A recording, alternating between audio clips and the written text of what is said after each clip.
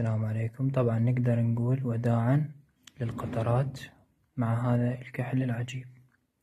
هذا كحل الأثمد الأصفهاني الخالص اللي هو أرقى وأفضل أنواع الأثمد، يعتبر علاج طبيعي لجميع أمراض العيون، منها القصر وضعف الرؤية والغواش والحساسية والجفاف والاستجماتيزم والتحسس من الضوء أو التهاب القزحية المزمن ومرض التراخوما، ويعالج الرمد وتساقط الرموش اللي هاي المشكلة اللي شائعة عند البنات، مشكلة تساقط الرموش. طبعا هذا مكثف جدا للرموش ومقوي للبصر، يقوي الشبكية، يعالج النزيف الشبكي وحتى الماء الأبيض والماء الأسود، طبعا بشرط العين سليمة من العمليات الجراحية.